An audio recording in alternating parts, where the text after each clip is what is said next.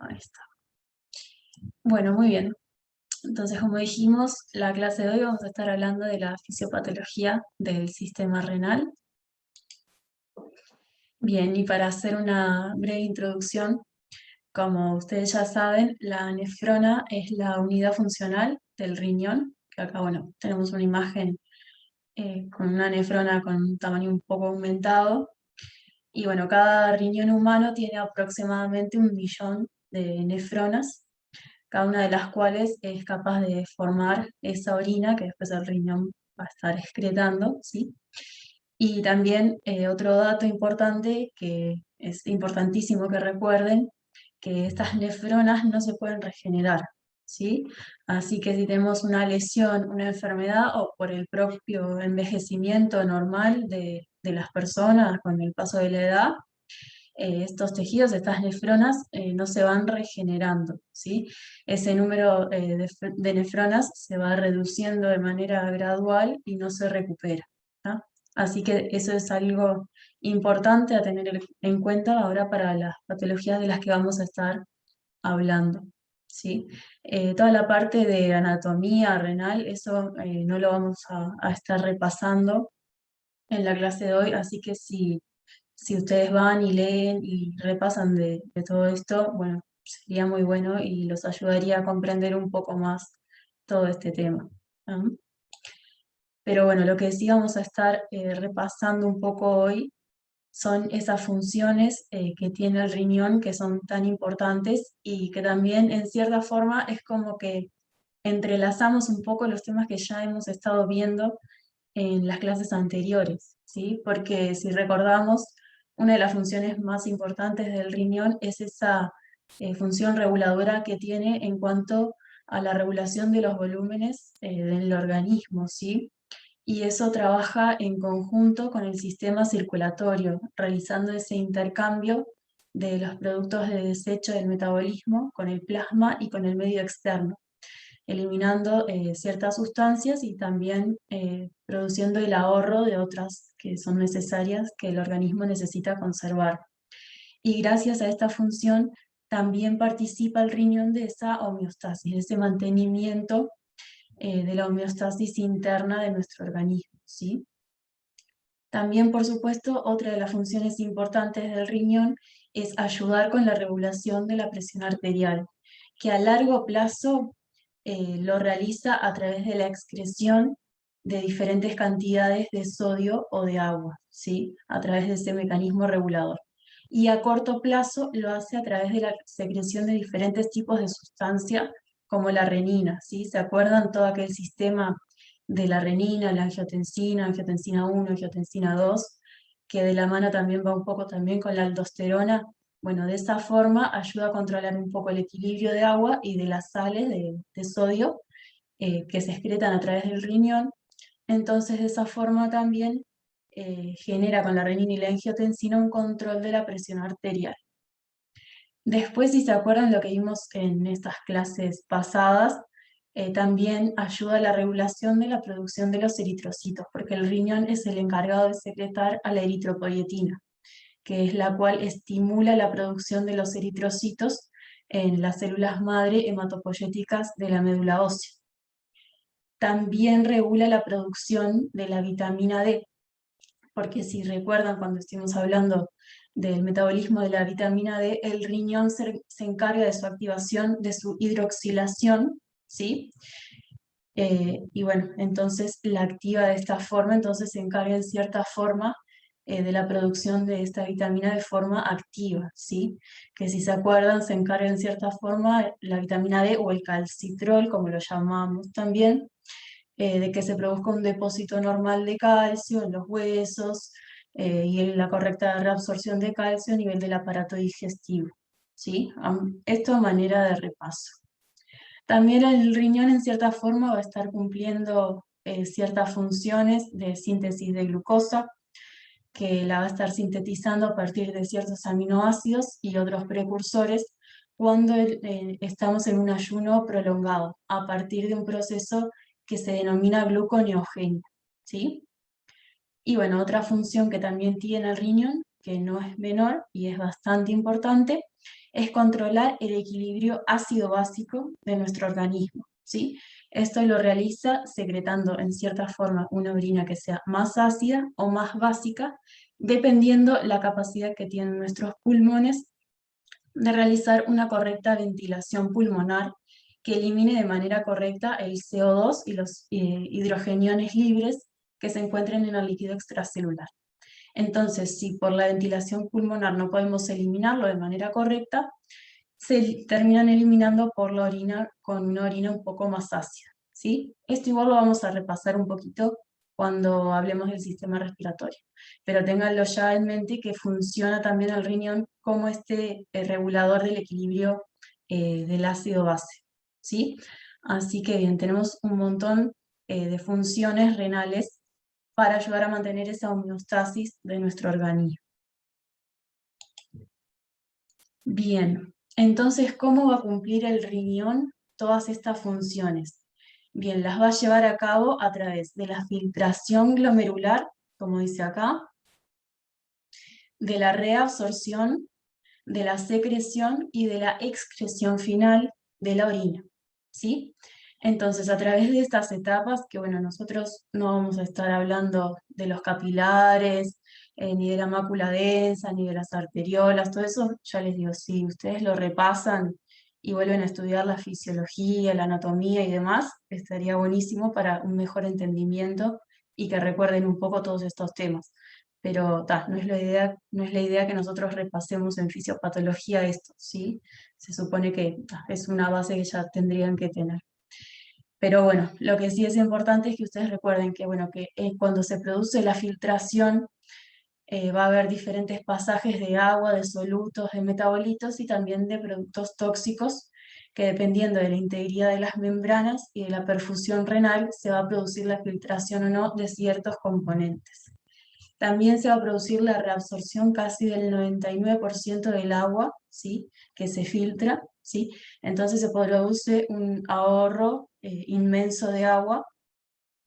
Y bueno, también muchas veces se reabsorbe gran cantidad de sodio, que esto está regulado más que nada por la aldosterona. También según por la osmosis se va a estar reabsorbiendo cloro, glucosa, calcio, aminoácidos. También, por supuesto, tienen que recordar el papel de la hormona antidiurética, ¿sí? Que ahora vamos a hablar un poquito más. Y bueno, más que nada, las modificaciones que se producen por secreción va a ser más que nada de los productos que son tóxicos, ¿sí? Como la urea, la creatinina, el ácido úrico, los sulfatos, los nitratos, todas esas sustancias que si permanecen en el organismo van a ser tóxicas para nosotros, entonces se tienen que eliminar.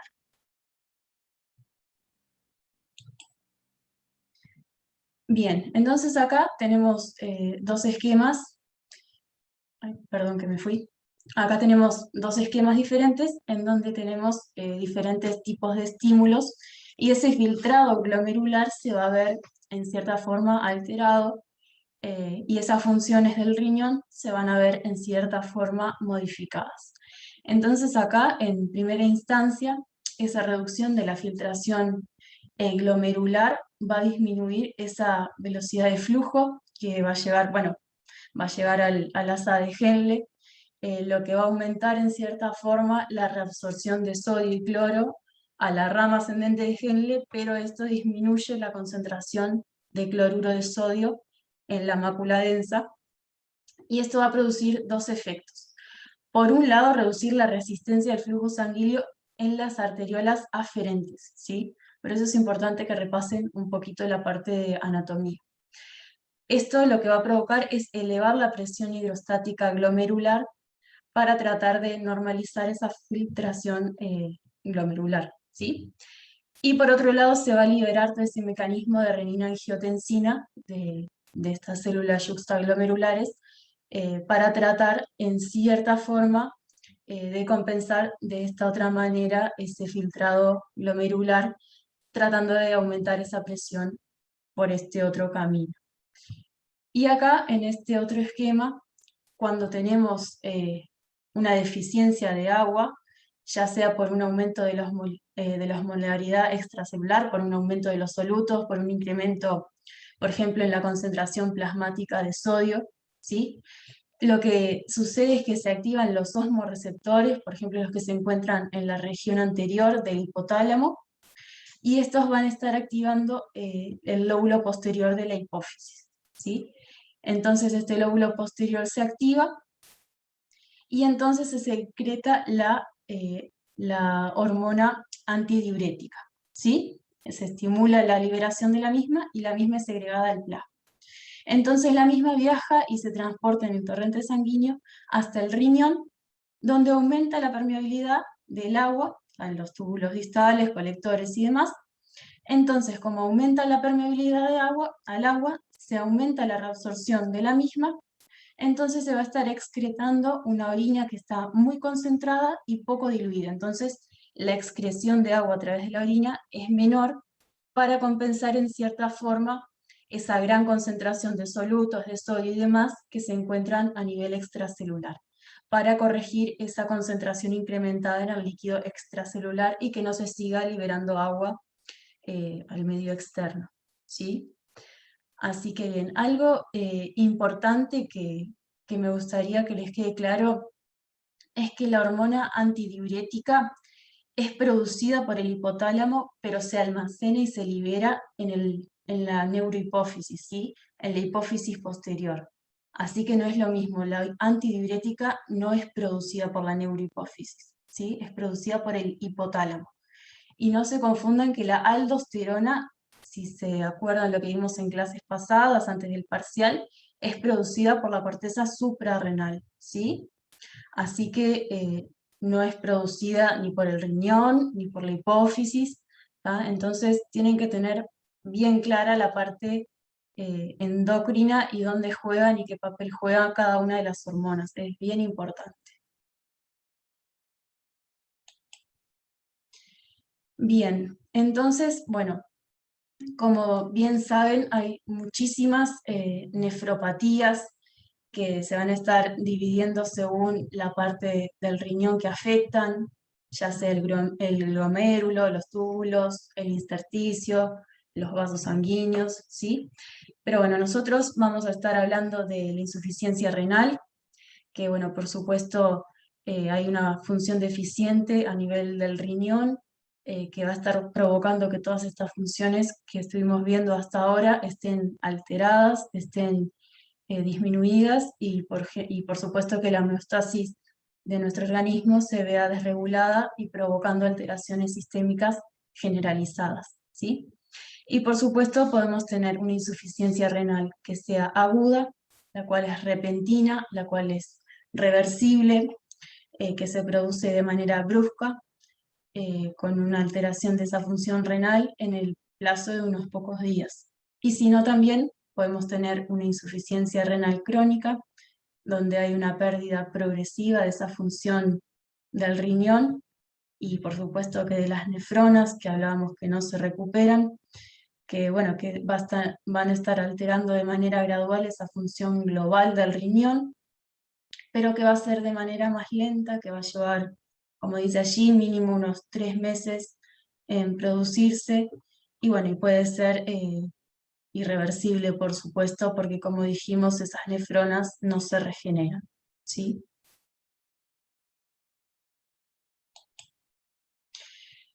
Bien, entonces podríamos tener en cierta forma, a manera esquemática, cómo se ve ese avance de esa disminución progresiva de la función renal hasta tener esa nefropatía terminal donde el riñón colapsa y deja de funcionar al 0%, ¿sí? Cuando hablamos de una reserva renal disminuida, estaríamos hablando que hay una función glomerular con un filtrado glomerular de un 50% o un poquito más quizás. Y bueno, los valores, por ejemplo, de la creatinina, es decir, que se encuentra creatinina en la orina, tiende a ser algo normal. Los pacientes en este nivel tienden a estar asintomáticos, pero bueno, igual pueden ser más sensibles a desarrollar, por ejemplo, azotemia, que es decir que diferentes tipos de desechos nitrogenados como la creatinina, la urea y demás se acumulen en el cuerpo, ¿sí? No sean liberados y excretados como en la normalidad. Y por supuesto que se empiecen a notar esos daños a nivel del riñón. Después, cuando tenemos una insuficiencia renal ya un poco más aguda, que es cuando tenemos ese filtrado glomerular de un 20 a un 50%, ¿sí? Se empieza a observar esa azotemia asociada a otras características a nivel sistémico, como ser una anemia, como ser una hipertensión. También se observan signos de poliuria, que es esa excreción aumentada de orina. También nicturia, que es cuando el paciente se levanta todas las noches para ir al baño, ¿sí? Y eso es más que nada por una consecuencia de una reducción de la capacidad del paciente de concentrar y de mantener esos solutos en el cuerpo, ¿sí? También se puede observar que se dé un estrés brusco, por ejemplo, por esa nefrotoxicidad, y se presenten uremias, es decir, que no se pueda liberar urea, y bueno, múltiples signos y síntomas por todas estas fallas que se empiezan a observar a nivel sistémico. Después, cuando tenemos una insuficiencia renal crónica, el filtrado glomerular pasa a ser inferior a un 20 o un 25% de lo normal.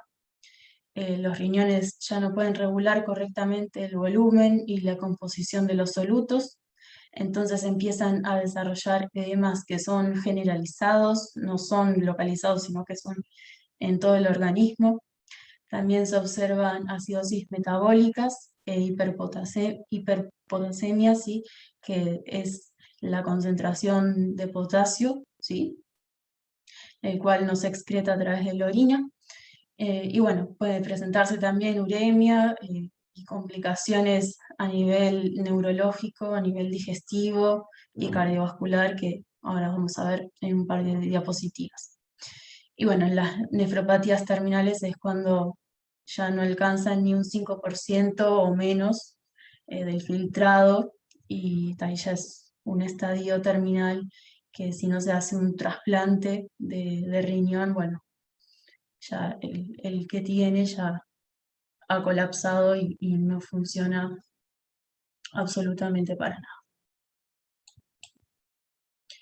Bueno, acá tenemos una clasificación que es un poquito similar, pero lo que hace es combinar también con lo que vemos allí, que dice albuminuria, que también tiende a ser un signo de enfermedad renal, porque el paciente empieza a presentar exceso de albúmina en la orina, ¿sí? Que bueno, que la albúmina es una proteína que se encuentra en la sangre, y cuando el riñón está sano, no permite que pase esa albúmina sanguínea a la orina. Pero si está dañado, se empieza a observar la misma en la orina, ¿sí?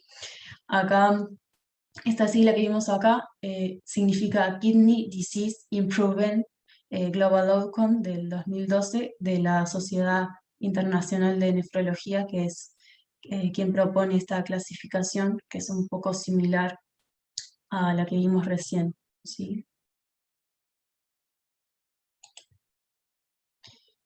Bien, bueno, ahora vamos a pasar a la insuficiencia renal aguda. No sé si tienen alguna pregunta hasta ahora. No, ¿No? ¿Vamos bien? Bien.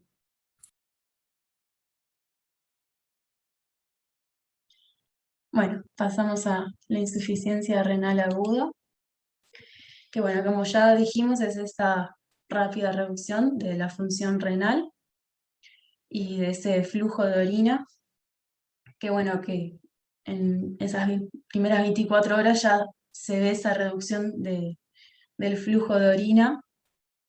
Y bueno, entonces decimos que está caracterizada por oliguria o por anuria, que bueno, que estos términos significan o reducción o ausencia total del flujo urinario.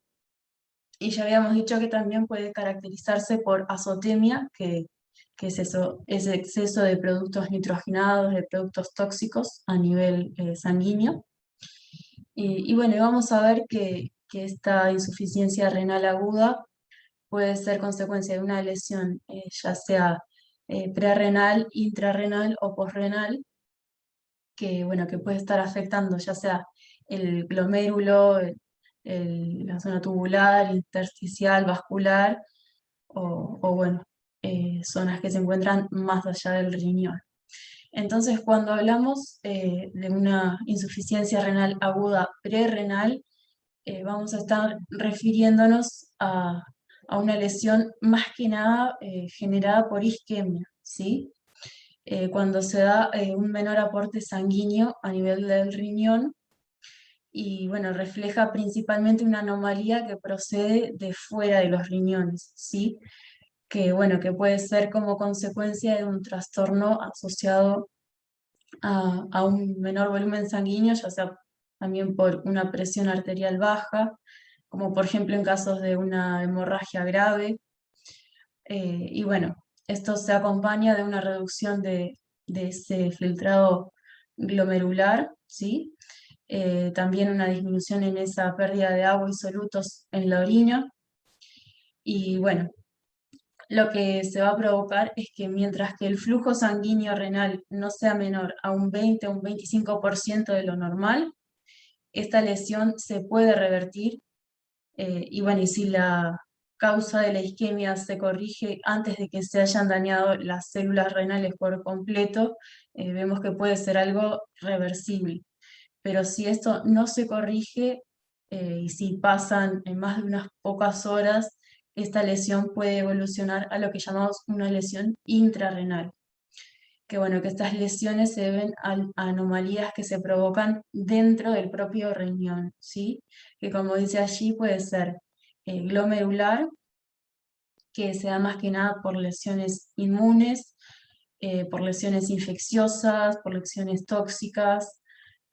No sé si habrán escuchado alguna vez lo que es la glomerulonefritis, que también es bastante común. Y bueno, en casos graves de lesiones intrarrenales, lo que se produce es un cierre total o casi total del riñón, pero bueno, en la mayoría de los casos el paciente suele mejorar en unas 2 semanas y casi que recupera la función total y normal del riñón en las siguientes semanas, ¿sí?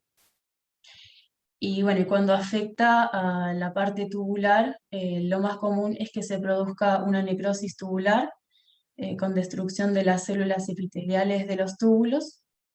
Y lo que sucede es que estas células necrosadas por lo general se desprenden y tienden a hacer un tapón de las nefronas, de manera que las mismas quedan como bloqueadas, entonces no permite esa producción de orina y no se excreta esa orina y bueno, quedan como que los túbulos obstruidos en cierta forma.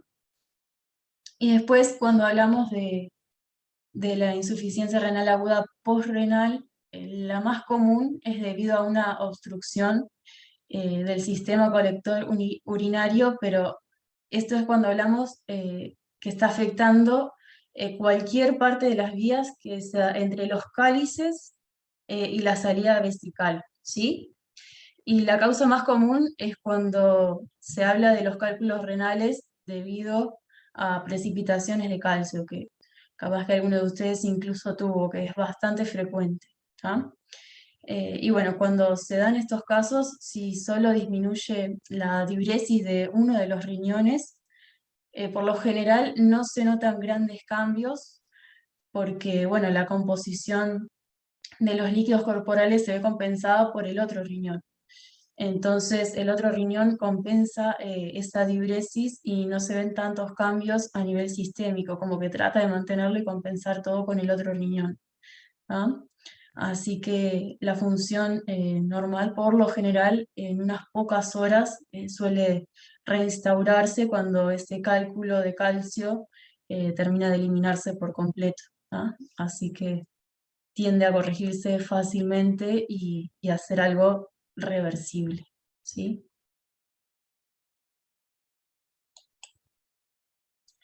Bueno, acá tenemos un cuadro de cómo sería más que nada ese esquema de flujo que comienza generando esa isquemia con esa lesión por un lado de esas células, por ejemplo, de las células a nivel tubular, también a nivel del endotelio, ¿sí?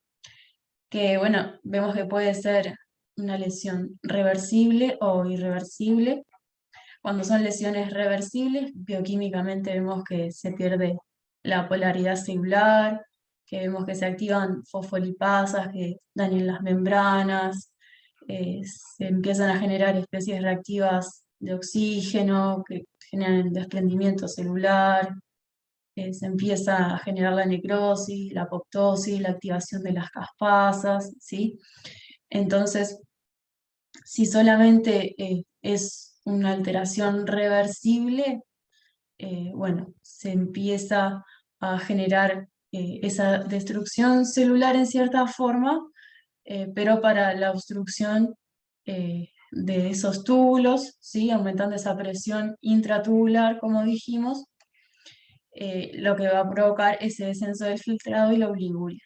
Si se da la necrosis total de las células, bueno, se da en su parte esa pérdida tubular retrógrada, bajando ese flujo, y también se da esa oliguria, ¿sí?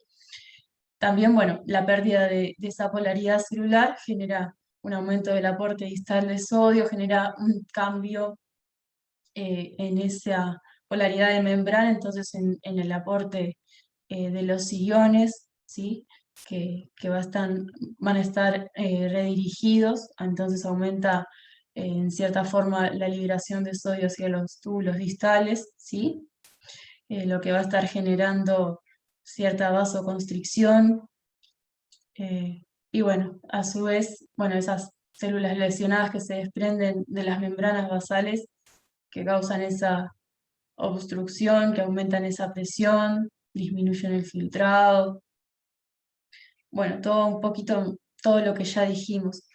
Pero un efecto fisiológico importante de esta insuficiencia renal aguda que es importante que les quede, es que esa retención de agua, esos productos de desecho del metabolismo, todos esos electrolitos y demás que lo retienen, eh, eso puede llevar a una sobrecarga de agua, de sal y demás que puede generar edema, que puede generar hipertensión, pero además esa retención excesiva de potasio, que a menudo es una amenaza un poco más seria para estos pacientes con insuficiencia renal aguda de lo que se cree, porque si esta hiperpotasemia que mencionamos hace un rato aumenta solo 2 veces más de lo normal, puede llegar a ser mortal para el paciente.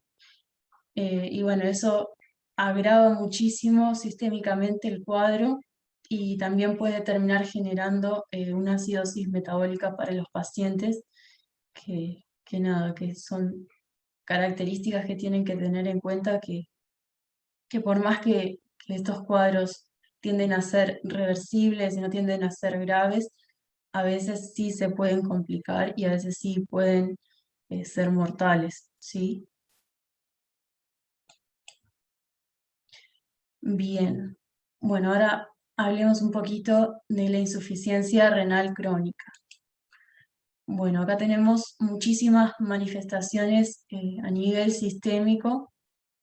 Como ya dijimos, eh, el riñón participa de muchísimas funciones a nivel de todo el organismo, de la homeostasis, con la eritropoyetina, la vitamina D, bueno, de todo un poco. Entonces, cuando se ve alterado, se altera absolutamente todo.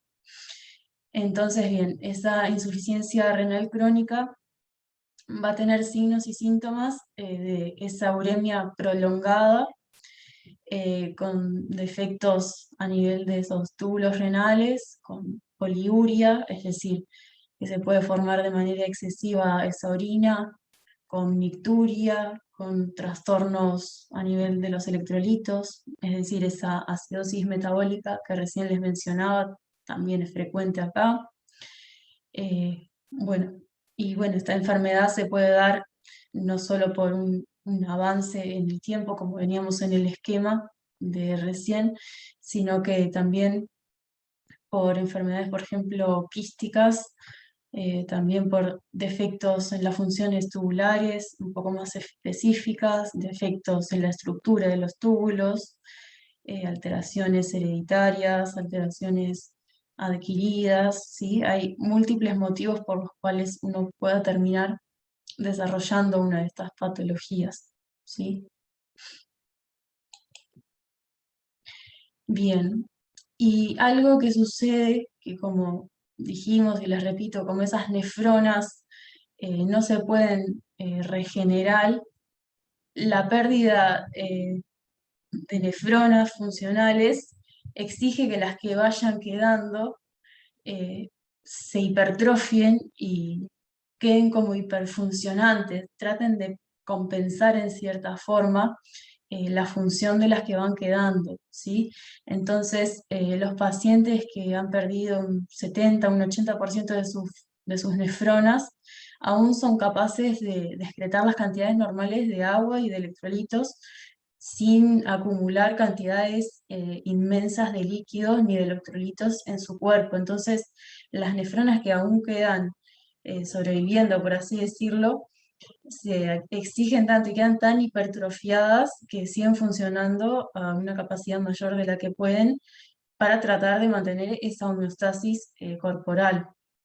Pero bueno, si se supera ese porcentaje, si hay menos de un 5 o de un 10% de nefronas funcionando, ya eso no es posible. O sea, ya vimos que más de ese nivel no pueden estar funcionando correctamente y ahí, bueno, ya dejan de hipertrofiarse y comienzan a verse todas las fallas sistémicas que se observan generalmente, ¿sí?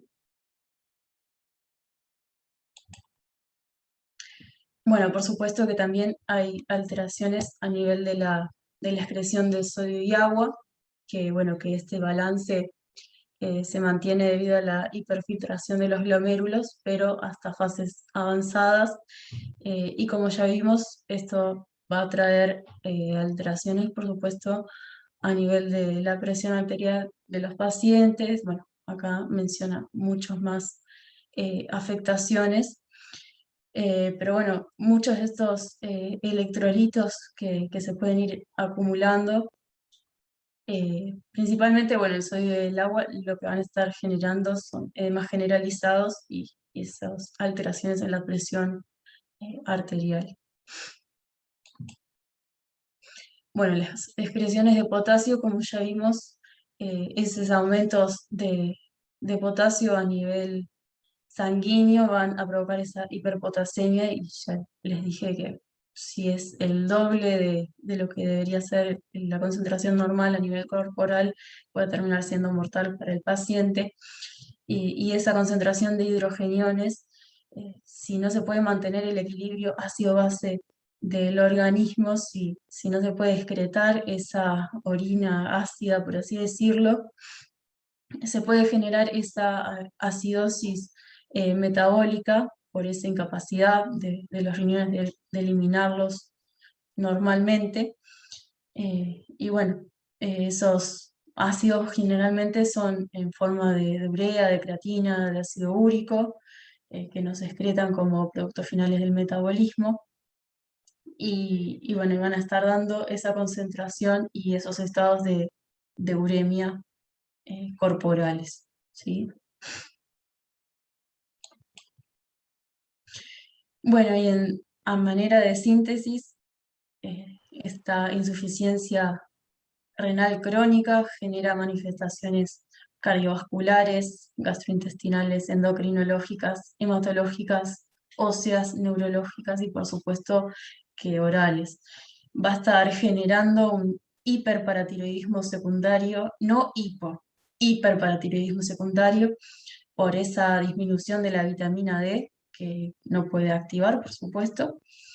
Entonces hay una disminución de los niveles séricos de calcio, entonces va a haber una resistencia de los huesos a la paratormona, entonces va a empezar a haber un montón de problemas a nivel óseo, por ejemplo puede haber una osteodistrofia renal, osteomalacia, que son esos huesos que se encuentran pobremente calcificados.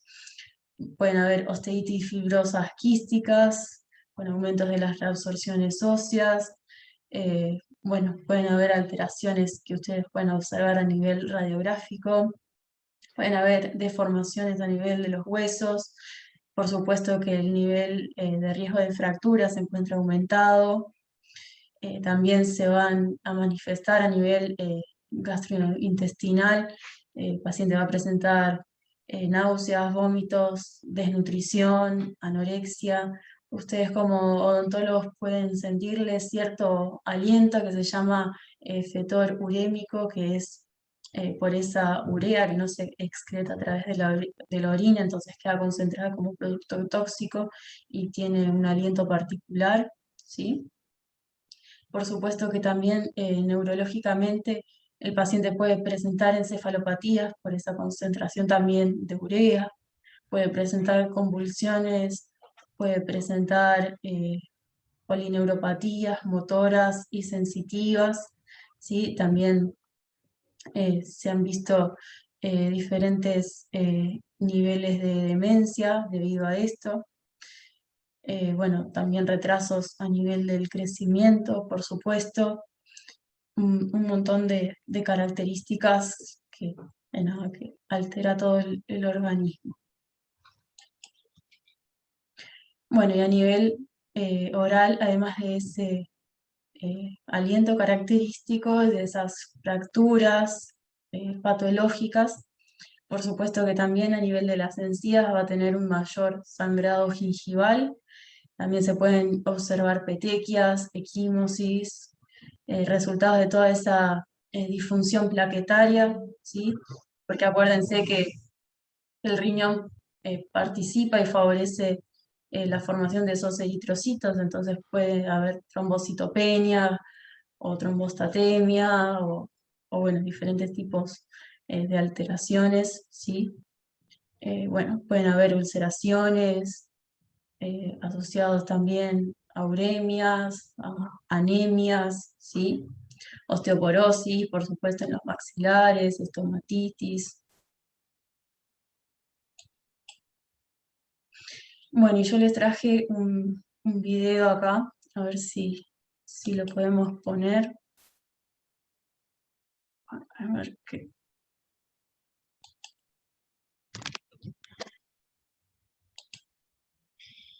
me parecía que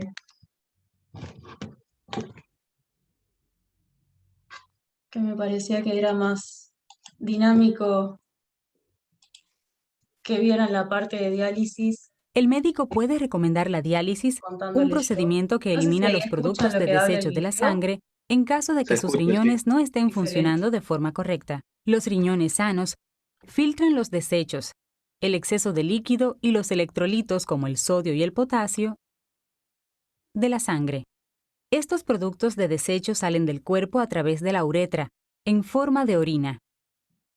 Cuando usted padece de enfermedad renal, los riñones dejan de funcionar gradualmente, lo que ocasiona una acumulación de desechos nocivos y exceso de líquido en su cuerpo, aumento en la presión arterial y problemas en los huesos o en la sangre. La diálisis también puede llevarse a cabo para tratar la insuficiencia renal aguda, la cual ocurre cuando los riñones dejan de funcionar repentinamente, o bien para eliminar drogas o sustancias tóxicas de su cuerpo. En un tipo de diálisis, llamada hemodiálisis, el médico utilizará una máquina llamada dializador para limpiar la sangre fuera de su cuerpo. Algunas semanas o meses antes de comenzar la hemodiálisis, el médico preparará un sitio de acceso vascular en su cuerpo. Su médico creará ya sea un injerto arteriovenoso o una fístula arteriovenosa para acceder a su torrente sanguíneo.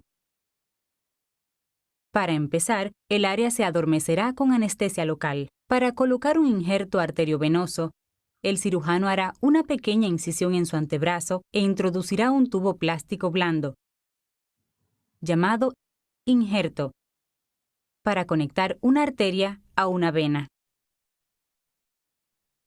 Para crear una fístula arteriovenosa, el cirujano hará una pequeña incisión en su piel y conectará una arteria con una vena para hacer un vaso sanguíneo más grande llamada fístula.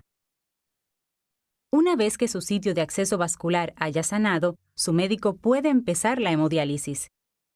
Para comenzar, su enfermera de diálisis insertará 2 agujas en su fístula AB o injerto. Una vez que el circuito esté establecido, su sangre fluirá lentamente fuera de su cuerpo y a través del dializador. Dentro del dializador, su sangre encontrará fibras para el filtrado y una solución de limpieza absorbente llamado líquido de diálisis. Las fibras eliminarán los desechos y el exceso de líquido, así como los electrolitos de la sangre.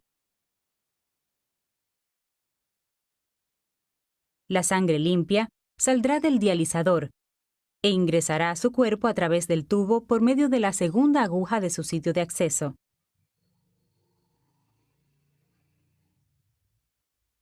Cuando finalice su sesión de hemodiálisis, se removerán las agujas y los tubos y podrá ir a casa. En otro tipo de diálisis, llamada peritoneo, las membranas que recubren su abdomen se utilizan para limpiar la sangre sin sacarla de su cuerpo. Antes de comenzar la diálisis peritoneal, se le realizará una operación para implantar un tubo flexible llamado catéter. El cirujano insertará el catéter cerca del ombligo, creando un puerto que permitirá el ingreso y la salida del líquido dializante en su abdomen. Cada sesión de diálisis peritoneal se llama intercambio. En primer lugar, usted utilizará su catéter para llenar su abdomen con líquido dializante por un periodo de tiempo determinado por su médico. A través de la membrana peritoneal, los productos de desecho y el exceso de líquido se extraen continuamente de la sangre hacia el líquido dializante. El líquido dializante cargado con materiales de desecho se extrae de su abdomen para ser depositado en una bolsa de recolección desechable durante su intercambio. Bueno, muy bien.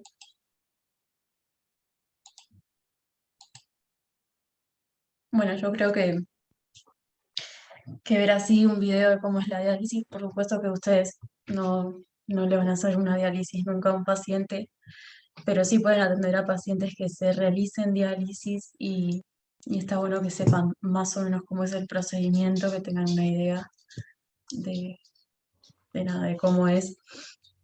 Y bueno, y que sepan también que cuando se pierde esa función renal y cuando ya es irreversible, los pacientes necesitan realizarse estas diálisis de manera constante para mantener la vida, ¿sí? Y bueno, hay ciertas complicaciones que pueden tener estas diálisis, que por ejemplo cuando se infectan estos catéteres, también necesitan realizarse recambios de manera periódica, necesitan trasladarse a centros hospitalarios para realizárselas o que venga personal especializado a sus hogares para hacérselas, tienen que tener una buena higiene y bueno, dependen 100% de estos tratamientos de manera diaria o cada 2 o 3 días para mantenerse con vida porque necesitan que se produzca, como dice allí en la diapo, esa eliminación de sustancias tóxicas, ese mantenimiento del equilibrio de los electrolitos, esa disminución del edema, porque su organismo no lo puede realizar de manera constante y de manera correcta, ¿sí? Entonces hay muchas actividades que tienen limitadas, hay muchas cosas que no pueden realizar y por supuesto que es una dependencia al 100%, ¿sí?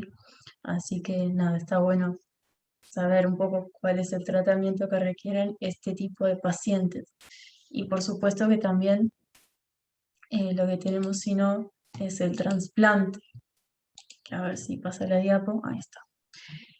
Que bueno, el trasplante renal cuando se tiene un donante compatible, cuando se está ante bueno, una nefropatía terminal, esto puede restaurar la función renal hasta un nivel suficiente como para mantener esa homeostasis del sistema, ¿sí?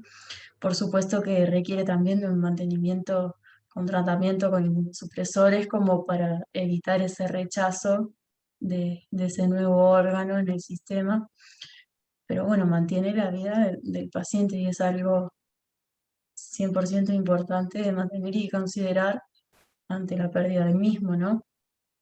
Con todo lo que acarrea, pero son cosas que tenemos que tomar en cuenta y por supuesto me imagino que en las clases de patología y semiología hablarán un poquito de cómo es ese manejo del paciente trasplantado, del paciente dializado, que también no viene al caso en este teórico, pero sí mencionarlo y nada, que vieran un poquito cómo es el tratamiento más que nada del paciente dializado.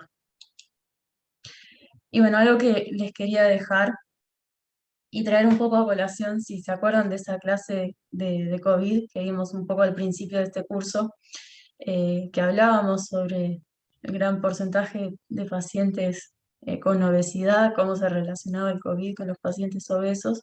Y bueno, acá también cuando hablamos de enfermedades de nefropatías terminales más que nada, también se relaciona mucho a la obesidad y a esos pacientes obesos que a su vez también son diabéticos e hipertensos. Entonces, esta tríada también eh, va de la mano y hace un factor de riesgo sumamente importante para tener una nefropatía terminal, más que nada porque se puede dar una isquemia renal y una muerte sumamente importante de ese tejido renal, principalmente por una arteriosclerosis de las arterias renales grandes.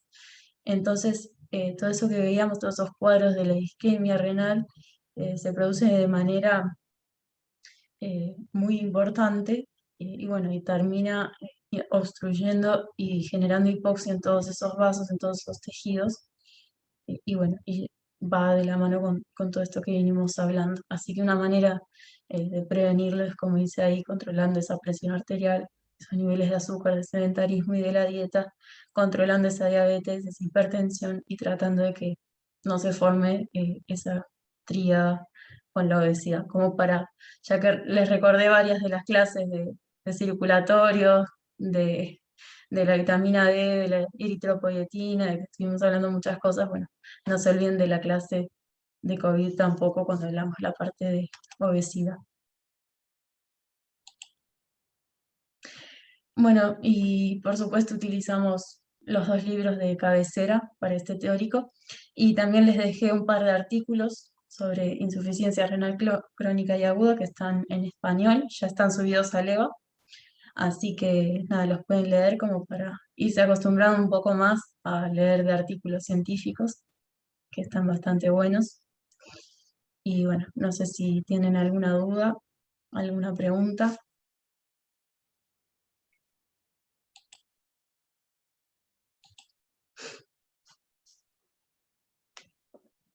Yo no tengo dudas. Muy bien, Marco.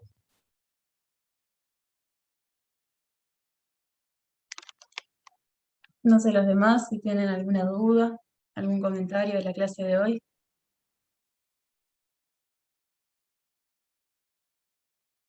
No, profe, yo tampoco.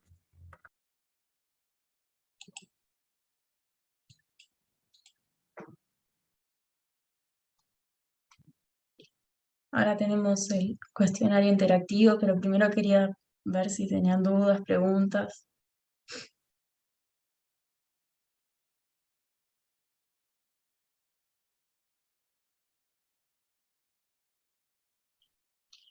Bueno, si no hay dudas, les pido que levanten la mano a ver si están todos, a ver si iniciamos el cuestionario.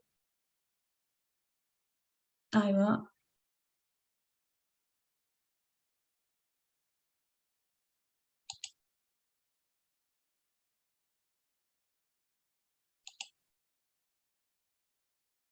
Creo que falta Camila Viera y María. No, creo que solo Camila falta. Camila Viera, ¿estás? Parece que es la única que falta.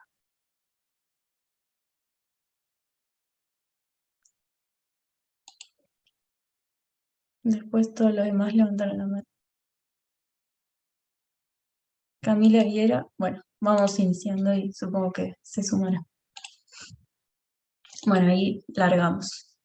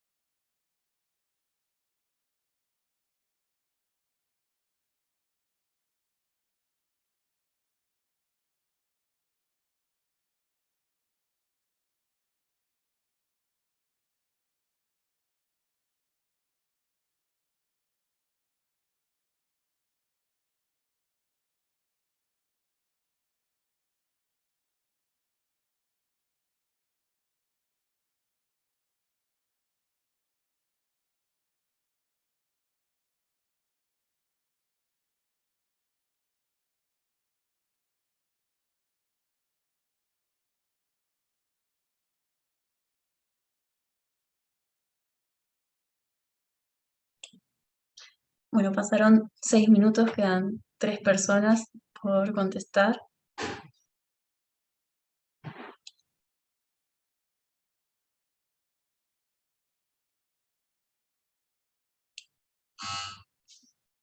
Bueno, queda una persona.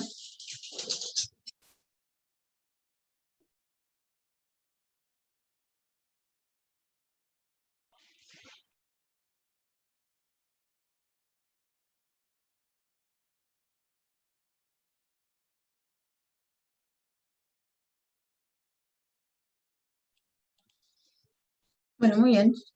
Vamos a compartir los resultados. Ahí está. Ahí pueden verlos. Sí. ¿Sí? Buenísimo. Bueno, las nefronas, acá la correcta es que se hipertrofian en la insuficiencia renal crónica. Igual también vamos a dar como correcta que se colapsan cuando hay una falla en el 10% del sistema, porque en realidad es discutible si colapsan cuando es el 10% o menos, o bueno, cuál sería el valor de base a partir del cual empiezan a colapsar, es un poco ambigua, así que esas dos las vamos a dar como correctas. La primera, donde dice que es el estroma del riñón, no, porque como dijimos es la unidad funcional y el estroma es la parte del tejido conjuntivo. Y después dijimos que no se regeneran, así que la segunda es incorrecta. Después, en la siguiente todos contestaron bien, que el sistema renal contribuye a regular la presión arterial, esa está bien.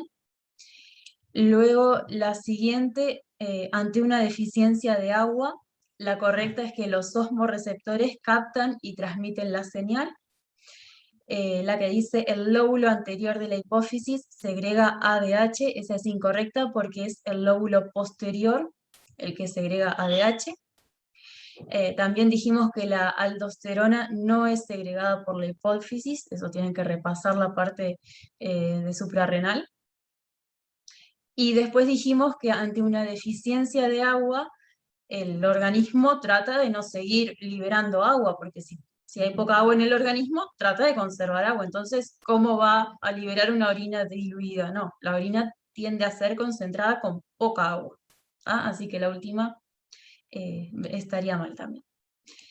La insuficiencia renal aguda prerrenal refleja una anomalía isquémica, esa es la correcta. La primera sería incorrecta porque en realidad hay una poca excreción de flujo urinario, o sea, la insuficiencia renal aguda tiende a liberar poca orina, ¿sí? La posrenal en realidad no se da por una anomalía a nivel de los glomérulos, ¿sí? Acá la número 3 y la número 4 en realidad las opciones vendrían a estar como cambiadas. La posrenal vendría a ser principalmente por cálculos en la salida vesical y la intrarrenal vendría a ser por anomalías a nivel de los glomérulos, como la glomerulonefritis. Ahí sería como que, para que fueran correctas, las opciones están cambiadas, así que ambas son incorrectas. Y después, en la insuficiencia renal crónica se suele observar acidosis metabólica por incapacidad de los riñones de excretar productos de desecho. Esa es la correcta. Se suele observar edema, pero el mismo no es localizado, es generalizado, así que por eso la primera está mal. Se suele observar hiperparatiroidismo, no hipoparatiroidismo, y en realidad no se suele observar hiperglucemia ni reducción de triglicéridos, así que la última también estaría mal. Así que bueno, esas son las respuestas a las preguntas.